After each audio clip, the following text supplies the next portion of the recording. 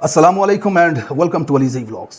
दोस्तों, मकबूजा कश्मीर, भारत के ज़ेर इंतज़ाम कश्मीर से इस वक्त एक बहुत बड़ी खबर आ रही है, जिस खबर को पूरी दुनिया का मीडिया कवर कर रहा है। पूरी दुनिया के अहम रहनुमा उस खबर के ऊपर बात कर रहे हैं। मकबूजा कश्मीर के अंदर एक हमला जिसमें 28 के करीब लोग जाँ बहक हो गए और भारतीय मीडिया इस वक्त चीख चीख कर पाकिस्तान पर इल्ज़ाम लगा रहा है और पाकिस्तान के ऊपर हमले की धमकियाँ दे रहा है। इस खबर की तमाम तफसीलात आपके सामने रखता हूँ। इस वीलॉग के आखिरी हिस्से में इमरान खान साहब के हवाले से बात करूँगा। उनको मुकम्मल आइसोलेट किया गया है। इमरान खान किस हाल में हैं किसी को नहीं पता।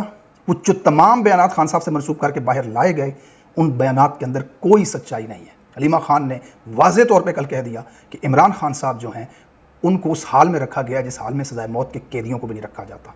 तहरीक इंसाफ क्या करने वाली है, इमरान खान साहब किस हाल में है, इसके ऊपर बात करते हैं। पहले आपके साथ खबर शामिल कर लूँ। भारत के ज़ेर इंतज़ाम कश्मीर के ज़िला अनंतनाग के मशहूर सियाती मकाम पहलगाम के करीब बिसारन मेडो में एक अफसोसनाक दहशतगर्द हमला हुआ, जिसके नतीजे में 28 अफराद जाँ बहक हो गए, जिनमें 24 भारतीय सयाह, 2 मकामी अफराद, 2 गैर मुल्की सयाह मराठी और नेपाली भी शामिल थे। 12 लोगों की हालत इस वक्त तशवीशनाक है। हमलावर 4 अफराद जो कि मुसल्लह थे और करीब के जंगलों से उतरे और उन्होंने लोगों के ऊपर फायरिंग शुरू कर दी। इसकी जिम्मेदारी द रेजिस्टेंस फ्रंट उन्होंने कबूल किया। ये गूगल की खबर के मुताबिक मैं आपको ये खबर बता रहा हूँ।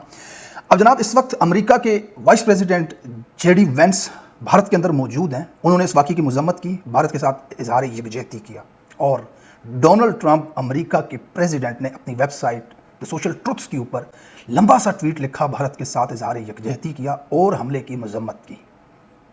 रूस के सदर पुतिन ने भारत के साथ इजहार अफसोस किया और हमले की मज़म्मत की।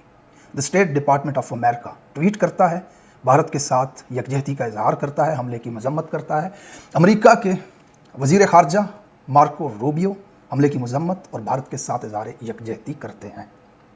इस वक्त पूरी दुनिया के अहम रहनुमा भारत के साथ खड़े हैं, इस वाक़ये की मज़म्मत कर रहे हैं और इजहार अफसोस कर रहे हैं। पूरी दुनिया का मीडिया इस वक्त चीख चीख कर वाक़ये के बारे में दुनिया को बता रहा है कि इतना अफसोसनाक वाक़या भारत के अंदर पेश आया। ये पोजीशन इस वक्त दुनिया की नज़र में भारत की है।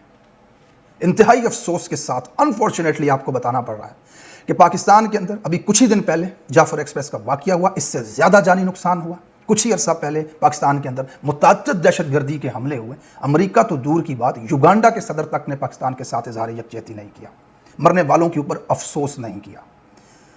इस वाक़ये की एक तरफ है जो पाकिस्तानियों में आपको बता रहा हूँ। अनफॉर्चुनेटली 76 साल से इक़्तिदार के साथ चिमटे हुए इस मफाद परस्त टोले ने पाकिस्तान को उस नहज पे ला करके खड़ा कर दिया है कि आज पाकिस्तान की हालत यह है कि पाकिस्तान के हदूद अरबा के अंदर रहने वाले इंसानों की जानों की कीमत दुनिया के बाकी हिस्सों के अंदर रहने वालों इंसानों से बहुत बहुत कम दर्जे की है।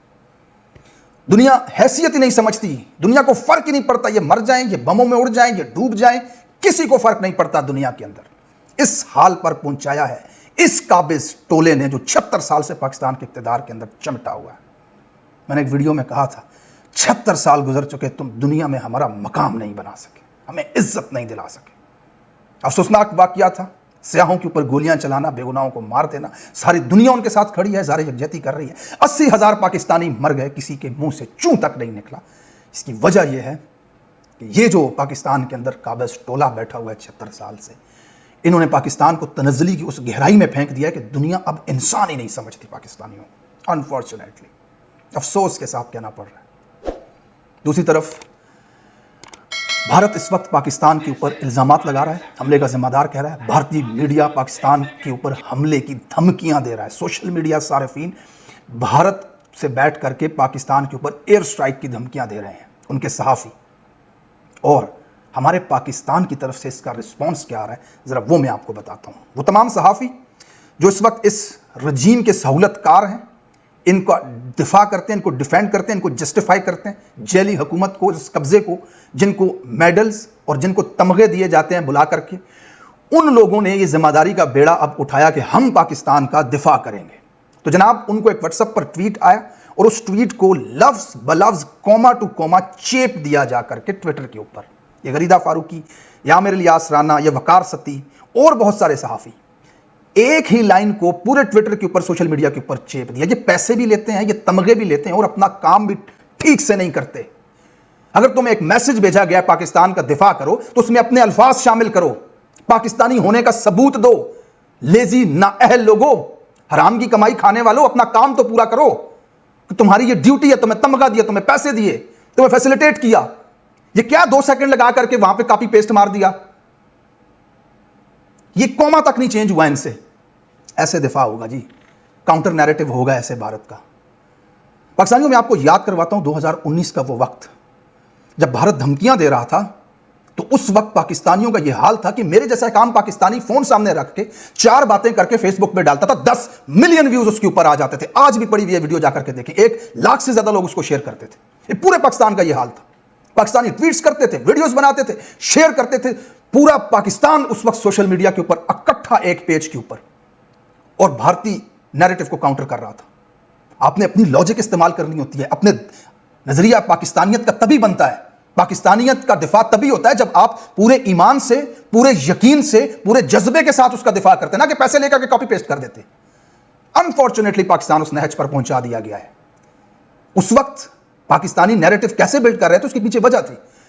کیونکہ وزیر اعظم آپ کے پاس وہ تھا جس نے آ کے ٹی وی پہ کہا تھا اگر آپ حملہ کرو گے تو ہم ریٹیلیٹ کرنے کا سوچیں گے نہیں, وی ول ریٹیلیٹ. اگر آپ یہ سمجھتے ہیں کہ آپ پاکستان کے اوپر کسی قسم کا حملہ کریں گے, پاکستان ریٹیلیٹ کرنے کا سوچے گا نہیں, پاکستان ریٹیلیٹ کرے گا. اس وقت آئی ایس پی آر نے کھڑے ہو کر کے پریس ٹاک میں کہا تھا, You will not be able to surprise us. We will surprise you. You will never be able to surprise us. I said that we will surprise you. Wait for that surprise. اور پھر اس کے بعد پوری قوم اپنی حکومت, اپنی فوج کے ساتھ کھڑی تھی. وہ جذبہ, وہ ولولہ تھا. تو پھر ہمارے جوانوں کو 2 سیکنڈ نہیں لگے تھے بھارت کے طیارے کو گرا کے زمین پہ پھینک کے اس کے اوپر کھڑے ہو کر کے تصویریں بنانے میں, منہ پہ پٹی باندھ کے بھارت کا وہ کپتان پکڑ کے اسے بٹھا کے چائے پلانے میں. کیونکہ عوام اپنی حکومت, اپنے ادارے کے ساتھ کھڑی تھی. یہ جیلی 2 نمبر اقتدار پہ قابض لوگ, عوام ان کی شکلیں نہیں دیکھنا چاہتی. آج ٹویٹر کے اوپر لوگ ٹویٹس کر رہے ہیں کہ جا کر کے عمران خان سے ٹویٹ کرواؤ, پھر پاکستانی اس کے اندر ایکٹیو ہوں گے, پھر پاکستان اس کے اندر شامل ہوگا, پھر عوام کھڑی ہوگی یہاں پہ. یہ انفارچونیٹلی اس سب کے ذمہ دار جو ہیں وہی لوگ ہیں جنہوں نے پاکستانی عوام کے اوپر ظلم کیا, ان کی حق رائے دہی کو پیروں کے نیچے روندا, مجرموں ڈاکوؤں کو ملک کے اوپر مسلط کیا. اور انفارچونیٹلی کہ آج ہم اس حالت کے اندر ہیں کہ عوام اپنے آپ کو اس سے دور کر رہی ہے, اس نظام کے سہولت کاروں سے. پاکستان ہمارا ملک ہے, اس کی نظریاتی اور اس کی جغرافیائی سرحدوں کی حفاظت ہم اپنا فرض سمجھ کر کریں گے انشاءاللہ تعالی. اور بھارت کے کسی بھی ایسے مذموم مقاصد جو ہیں ان کا بھرپور جواب دیا جائے گا. بہت جلد عمران خان صاحب کا پیغام بھی آپ اس حوالے سے سنیں گے. بھارت کا سوشل میڈیا, بھارت کے الیکٹرانک میڈیا کے اوپر پاکستان کے اوپر الزامات اور دھمکیاں تو دی جا رہی ہیں. دیکھتے ہیں پاکستان کی میڈیا کا کیا ری ایکشن ہوگا یہاں پہ, اور بھارت کی اسٹیٹ کی طرف سے اگر کوئی ایسا بیان آتا ہے تو پاکستان کی اسٹیٹ اس کے اوپر کیا رسپانس کرے گی. آنے والے وقت میں ہمیں چیزیں کلیئر ہو جائیں گی. دوسری طرف آپ کے ساتھ شامل کر لوں کہ علیمہ خان صاحبہ نے کہا کہ عمران خان کو بالکل قید تنہائی میں ڈال دیا گیا, ایسا تو سزائے موت کے قیدیوں کے ساتھ بھی نہیں کیا جاتا. ایک بار پھر عمران خان کی 3 بہنیں اڈیالہ کے سامنے کھڑی رہیں, پورا دن وہاں گزارا, پوری رات وہاں گزاری, لیکن اس جابر ظالم نظام نے اپنے بھائی سے ان کو ملاقات نہیں کرنے دی. آج 30 دن سے زیادہ ہو چکے ہیں. علیمہ خان نے یہ بھی کہا کہ ہم نہیں جانتے کہ عمران خان کی طرف سے جو پیغامات باہر آ کر دیے جاتے ہیں وہ صحیح ہیں یا غلط ہیں. جناب بیرسٹر سلمان اکرم راجہ صاحب کا بھی یہی بیان تھا. تو پاکستانی قوم اس نتیجے پر پہنچ چکی ہے کہ جو بیرسٹر گوہر یا فیصل یا جو بھی کوئی مل کے آتا ہے تو خان کی بہنوں کو ان پہ کم سے کم بھروسہ نہیں ہے. عمران خان صاحب کی بہنوں کو نہ ملنے دیا جانا, اس کا مطلب کچھ بہت بڑی بات جو چھپائی جا رہی ہے.